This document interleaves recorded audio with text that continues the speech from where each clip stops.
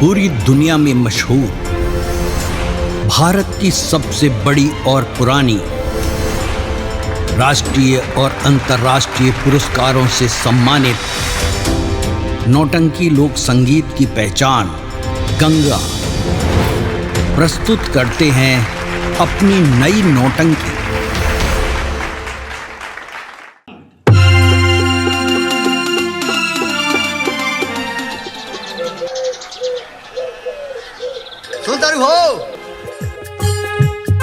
का भेल जी? का बनता घरवा में? कौन ची बनता? घर में काम धाम नहीं खे तहरे जी सब काम बा। तब पूरा बर्तन पड़ल रहा के कारी। ये बताओ सब क्यों खा भइल बा? हाँ सब क्यों खा भइल घर में क्यों बाकी नहीं थे ना? काहे? रौरा बकिए बानी, हम बकिए बानी। लक्ष्मण बुखैले सी हो सब क्यों खा भइल बा? देखो ओकरा पर तन ध्यान दिहो। अभी नया आइल बिया, कोनो परेशानी होई हाँ जाके कही अपने कि हाँ तो हमने कन शिकायत हुई। सही बात ओकरा बा। पर ध्यान दियो। हमार व्यवस्था कुछ बाकी ना? राउत व्यवस्था चली अंदर बा।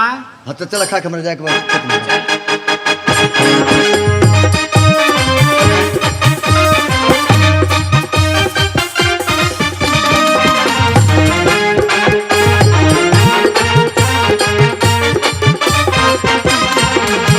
अरे वाह, बहुत खुशी के बात ही बा कि हमार औकात के परीक्षा पड़ल बा। अब परीक्षा देवे खातिर हमके कलकत्ता जाए पड़ी। कलकत्ता गए में कम से कम 500 रुपया खर्च बा। इतनी समस्या अपने भैया से बताए। भैया पैसा के व्यवस्था कर दिए, हम जाके परीक्षा दे। अगर भैया के आशीर्वाद हुई तब परीक्षा देने के बाद कुछ ना कुछ कामयाब जरूर हो जाए। सबसे पहले चलते हैं अपने घर भैया के लगे।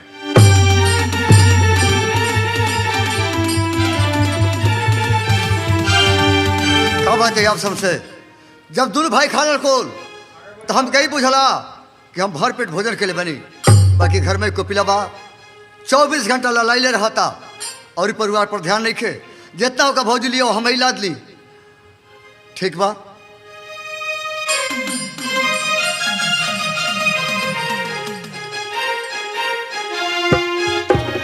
अरे भैया भैया भैया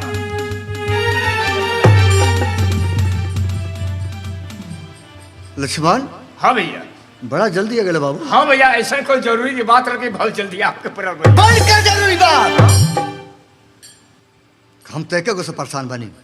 लक्ष्मण ये तुहार अनम के ठीक लागत नहीं खे। लेकिन का तुहार जरूरी बात अब तराइला का मतलब भी समझाता नहीं।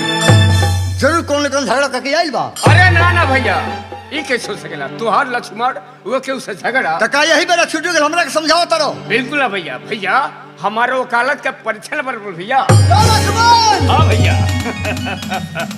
भैया अब परीक्षा देव का कि हमके कलकत्ता जाके पड़ी भैया। बाबू ते में हमरा का करे के पड़ी। भैया कलकत्ता गए में कम से कम 500 रुपया का खर्च बा भैया।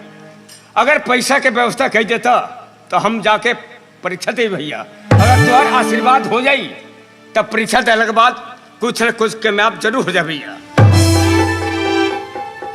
जरूर कामयाब हो लक्ष्मण भैया हमके तो लगा था कि मालिक हमार सपना पूरा जरूर करो। अच्छा भैया। और तू रुका मत, जा तैयार रखो। तारा तैयार भइला में लेट हो जाई। हमके पैसा व्यवस्था कर लेना हुई। भैया ये पहले से हम सोचने के बाद हमारा कहला लेके देरी बा, लेकिन पैसा व्यवस्था भैया में तरीक देखे भैया। हम तैयार होके बहुत जल्दी आओ थे भैया। जल्दी आओ भैया, एकदम जल्दी आओ।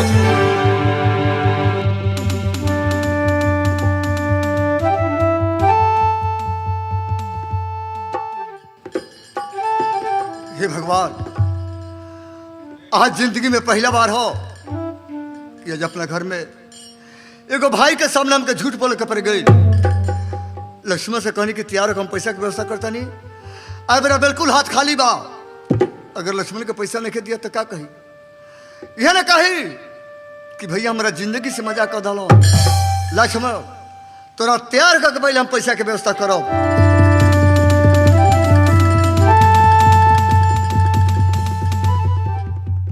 काजी का भइल बा? आप इतना उदास काहे लागत तनी आज? का तो से बताई लक्ष्मण आई रलाबे तो जाता। बताओ तो लगे भैया हमारे कॉलेज के परीक्षा पड़ल बा। कलकत्ता जाए के तैयार बा। मात्र 500 रुपया का खर्च बा। कहने कि बाबू तू तैयार रखो, हम पैसा के व्यवस्था करता नहीं। तू तो सब कुछ जानता रू कि मेरा बिल्कुल हाथ खाली बा। इंसान के पास को पैसा ना कबो ना रहला तो जे गार्जियन बा घर के उहन व्यवस्था करी जी, वही फिर में तो हम जाता नहीं। सुनी, कहीं गईले की कोनो जरूरत नहीं बा। सुनी, रुकी, हम कुछ व्यवस्था करता नहीं।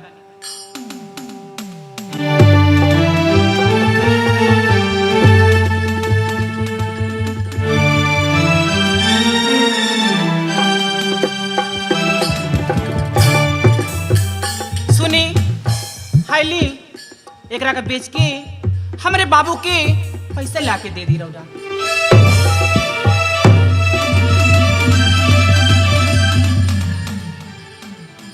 ई तू का कहलू? तारा का मतलब ही बा खेत बेच के लक्ष्मण का पढ़ाई में लगा देने। आई है बाकी बचल तार बिखो। समझाता तोहर चालाकी। तारा कहियो कहे हो जाई, हंसक हो जाई, ताना मारे हो जाई। किरो भाई का परीक्षा पड़ रहे, 500 रुपया कहीं ना मिलो तो अपन बिखो बेच के मदद करनी कुल कहो खातिर। हमसे ना होई, अपन बिखो रखो, हम पैसा के व्यवस्था कर ले। सुनी, वो दिन कबू ना आवे देम। हमार बात मानी, एकरा के लेके बीच के बाबू के पैसा लेके दे दी। अगर हमार बाबू पढ़ लिख के कुछ बन जाता ने तो ऐसे इंसान गहना हमरा के बहुत बनवा दी। हमार बात मानी, एकरा के ले जाई, बीच के बाबू के पैसा लेके दे दी।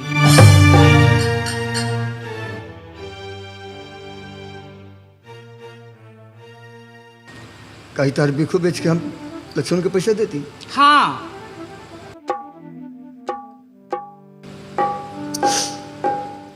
एक काम करिए,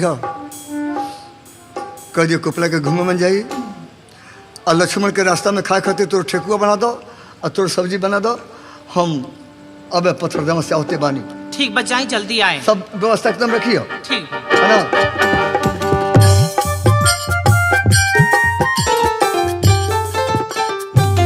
नमस्कार। नमस्कार नमस्कार।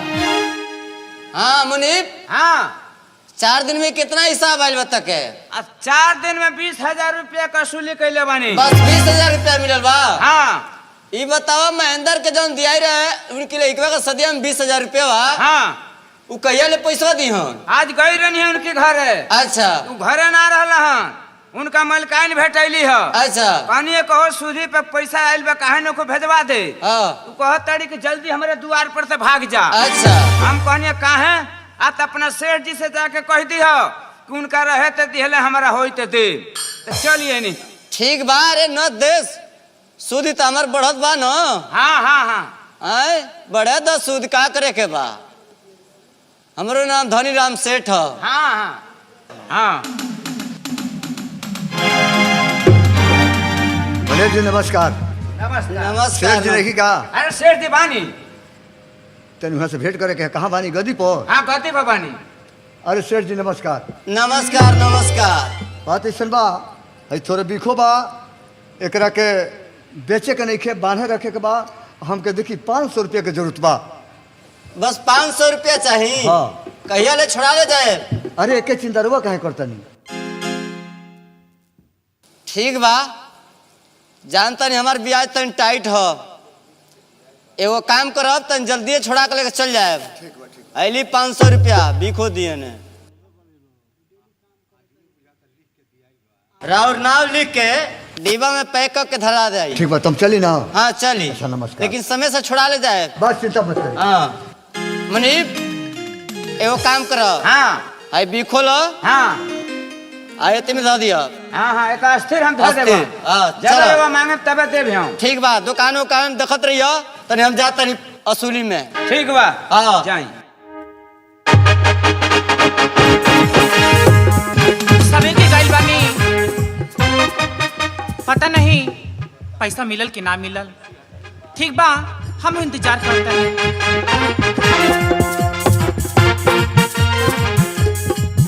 का बाबू तैयार हो गइल बा? हाँ, बाबू तैयार हो गइल बानी। अब कोपिला कहाँ बा? कपिल बाबू बानी एनी होखम कहीं घुमत तो ओकरा के बुलाओ, ओकरा के ट्यूशन पढ़ने भेजे के बा।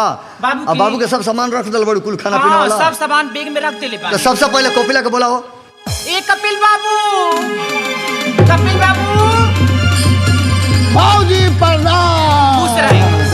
भैया प्रणाम। आई बा हाय पैसा और भैंस की नातिया का पैसा देखिए तो भैंस की नाती का कहो भैंस की नहीं हाँ भैंस तो सीधा तरह जब किनता तब बीस कहिए किनता पहले से भाजा लिया होता रहो खाली खाए के जानता है सब। एक काम करो का पैसा देखा तारा ना हाँ भैंस लेके किनात बाबू हाँ लक्ष्मण कलकत्ता ने जाता रे। ओहो बुझ गया अपन बाबू का पलटा जाता हम आ जाएगा। तू जब भुलाए खातिर हम नहीं जाए तहरा जाए के बाद हाँ। दवरिया स्टेशन पर ले अच्छा बाबू के ट्रेन पर बैठा के तारा चल आवे के मानो हमारा नहीं खे जाएगा चल आओ खाना को मुझे सामान लेके भी जल्दी भैया भैया अरे का भेल भैया ए पैसा के व्यवस्था भेल कि ना भैया? हाँ हे में पहले सुन लो बाबू आज लक्ष्मण के जतरा बा और दूर कुछ बोल देते रहो आज मुंह में से कुछ आलतू फालतू निकाल दलो तो मुंह फाड़ जाए बात का बाबू भैया एक मतलब तो कि अपने भाई पर विश्वास अरे नहीं है? बिल्कुल विश्वास भैया ऐसा कोनो बात है बिल्कुल विश्वास। कितना कहो बस 500 भैया। हाँ लो हाँ ठीक भैया हो जाए।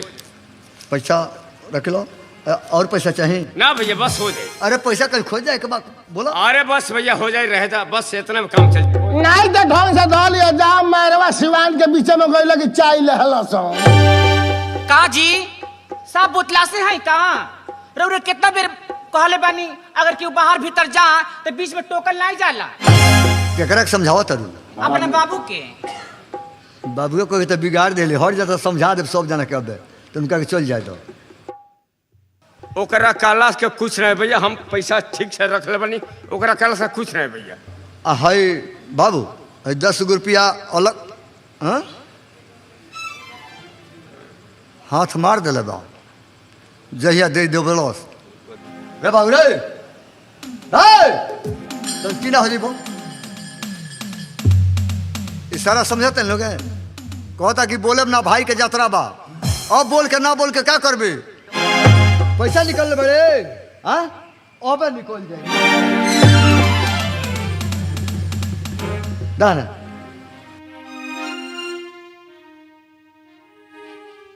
बाबू हेने आओ है 10 रुपया अलग से एकरा के 10 रुपया मन समझियो इस तरह समय पर काम आई। ठीक बा भैया ढंग से धो लो ढंग से आज हमारे का 2 रुपए दे के जाके हम जन बाकी देवरिया में फोफी किन के खा ले टूटा नहीं खे सुनता रहू हाँ जब जाता तो एकरो के रास्ता में कुछ खर्चा चाहिए कि ना सही कहा तानी तो 1 किलो गेहूं लिया के दे दिया कर गेहूं अब हम लोग गाँव ढोत रहो अब खड़ा खमू देखबे का करी सामान उठाओ पहुंचा के जल्दी आओ। अरे ना भैया ये कैसे हो सकेला। अरे गांव के लोग देखी तो का कही कि लक्ष्मण यात्रा परीक्षा देवे तो उनके सामान पहुंचाओ के प्रताड़ना है भैया। और जब 5 रुपया दिले भैया यही में से 2 रुपया को कुली के दे दे हमारे सामान ट्रेन में पहुंचा दी हम चल जाए लेकिन है बोतला कोनो का लिखे भैया। यही से कहा जाए कि पढ़ल लिखल लोग घर बोतलाशो होला तेरा जन क्या जानकार में कि जमाना में गरीब आदमी कितना मेहनत कितना परिश्रम करके 2 रुपया कमाता। अच्छा पागल कहिए कोनो कुली के दे दिए चल के ट्रेन पर हम बैठा दे 2 रुपया तर से बच जाई और जब 2 रुपया बच जाई तो कलकत्ता जे बता तारा काजर लिपस्टिक के काम में ला सुन लो भैया ला सुन लो चल चल आओ चल अरे हट काय बेहुदवा जब तोरा ना बोले ढंग से साफ ना बोलती का भइल लक्ष्मण जाता परीक्षा देवे तो जा काजर और लिपस्टिक के काजर आई बात तो कैसे पढ़िया लिखिए हो जा ये बोतलास लक्ष्मण भैया एकरा कह के मतलब ही बा 10 रुपया 5 रुपया कुली के दे देबो हाँ। आई ले जाकर पहुंचा दी तेरे ट्रेन पे बैठा दी 10-5 बज जाई हाँ हाँ हाँ भैया और 10 रुपया बच जाई तेरा कलकत्ता पहुंचने के बाद तेरा कागज और पेंसिल का काम आयो हमार दिमाग स्कूलों के पिछोरा भोंचा चलाइल तो मास्टर सब पढ़ोले बस हम तो याद कैले बानी एकरा बाद कुछ देखबो जिंदगी भर स्कूल के पिछुआर देखबो दुआर कबो ना देखबो। चलो हो बाबू आओ चलो गाड़ी छूट गई चलो भैया आज पहले पर अपना परिवार के छोड़ के जाते हैं भैया। बाबू अपन ख्याल रखियो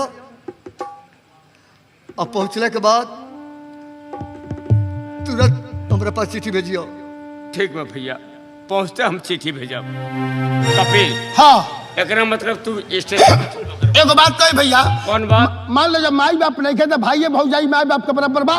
बाबू खूब प्रेम से दिल से आत्मा से भाई भौजी गोड़ छू के आशीर्वाद ला कि परीक्षा में जाते पास हो जाएंगे। ठीक कपिल, सबसे पहले भैया आप भौजी से आशीर्वाद के तब चल जाए। कपिल, जाने वाले ओ जाने वाले, जाने वाले जाने वाले, देख के मेरे दिल को इतना दर्द तू तड़पाने वाले, ना जा मुझे छोड़ के ओ जाने वाले, ओ जाने वाले, ओ जाने वाले, ओ जाने वाले, जाने वाले, ओ जाने वाले।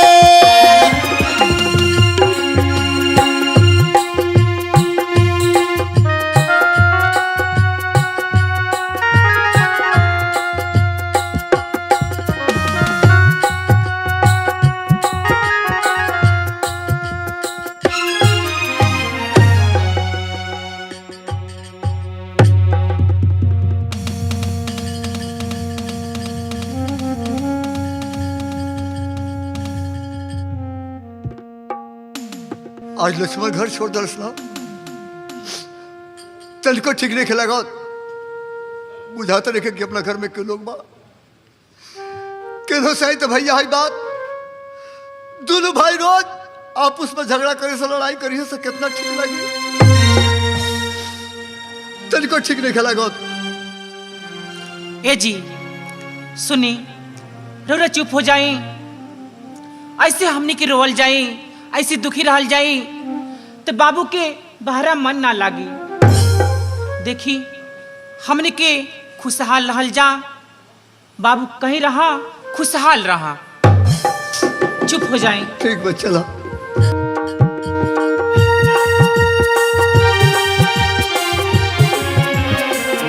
भैया भैया भैया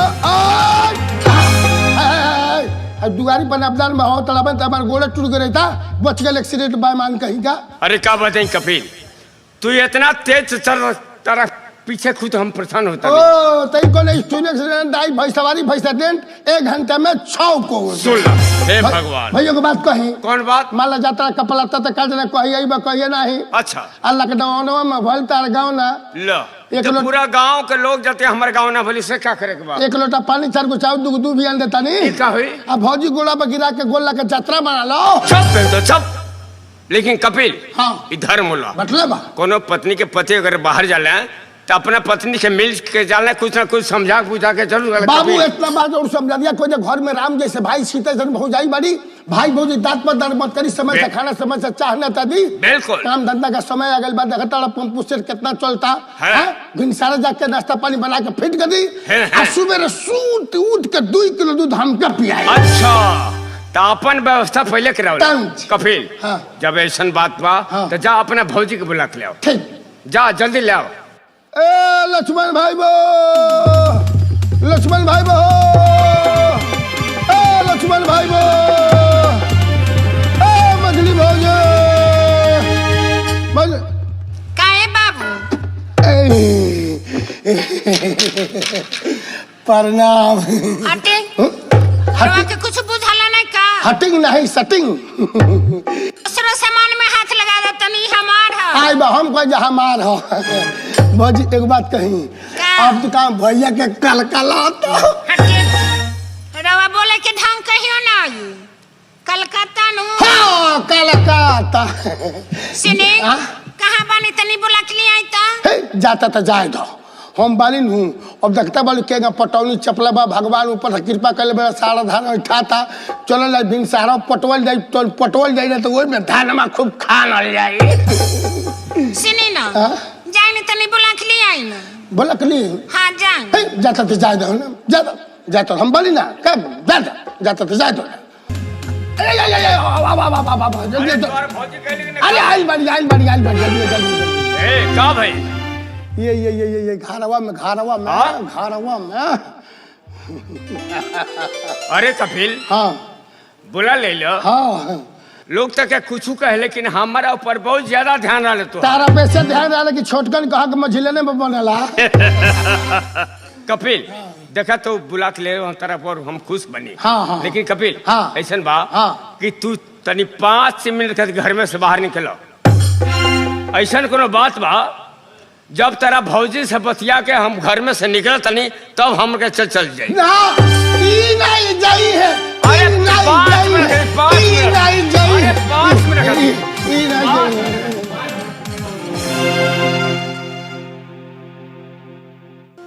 ए नहीं के सुनत का अरे भाई केहू बुलाओ था ए खुश रहा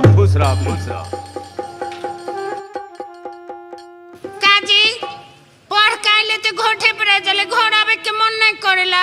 अरे भाई का है बहुत ज्यादा मन करला का बताई तोहर परेशानी हम समझतन लेकिन हमरा पर कुछ परेशानी बा। देखा हम तो ये सोचते कि भैया भौजी के बोझ पर कब तक घर में बैठे रही का बताई तुझसे आज हम कलकत्ता जाते हैं यहाँ। इतना सुंदर मौसम बनल बा ठंडा के आई में छोड़ कर वो कलकत्ता जाता नहीं हम नहीं जाएंगे। अरे का बताई सुन ना हमरा कुछ परेशानी बा मजबूरी बा। देखा हम ही तो सोचतन कि भैया भौजी के बोझ बट के कब तक घर में बैठे रही। हम आज कलकत्ता जा रहे हैं हमके जाए दो हम बहुत जल्दी आबो करब चिंता कोनो बात नहीं है तू आराम से रहिया बहुत जल्दी आए हम। मतीजा बहरा ना चाही हमरा रुपया पैसा बेसी जन जाहो परदेसी जन जाहो परदेसी मतीजा बहरा ना चाही हमरा रुपया पैसा बेसी जन जाहो परदेसी। बाबू घर आई में मौगा तो परीक्षा छूट जाला। अरे कपिल ए समय में इतना लेट हो ट्रेन सामान उठाओ जल्दी चला। वो बात पूछे भैया बड़ा फिटता राइटिंग होता हो सब बेहुदा खा के उठा समय लेके चल चल आओ हमके बिसारो ना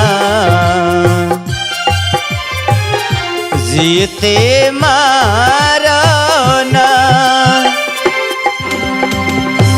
ए मोरे सजीना न जाने तुम अब की गईली कब आईबा अब की गईली कब आईबा तोहरी सुरतिया यादी बनी के तोहरी सुरतिया यादी बनी के रही रही जिए रालसी जन जाहो परदेसी जन जाहो परदेसी।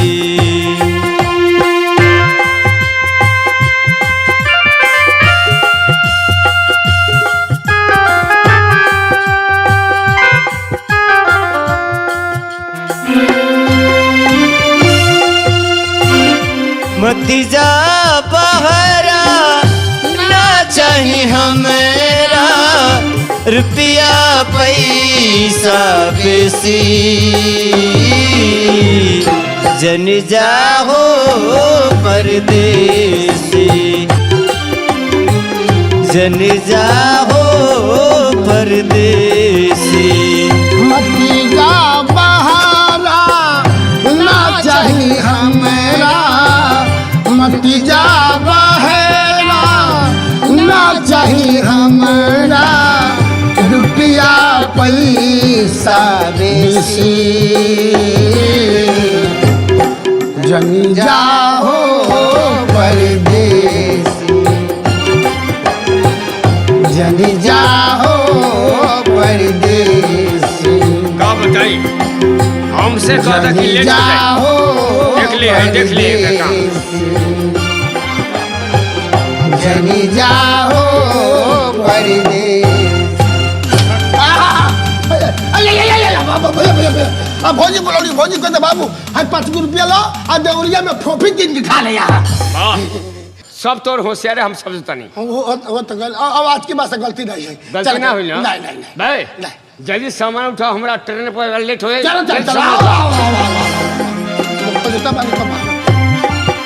परदेसी चली जाओ परदेसी। ए भौजी काहे रोवा ताड़ू हो का भइल ह भैया मरल ह तब काहे रोवा ताड़ू बाहरा गइले त रोवा ताड़ू तारा खुशी मनावे के चाही कि भैया गइले बाहरा कमाई ह बढ़िया बढ़िया साड़ी ले आई ह बिखो ले आई ह आ तू रोवा ताड़ू जाए दे भौजी भैया गइले त जाए दे उनके तू हमार मुंह देख तहार सब काम हम चलाए आब चल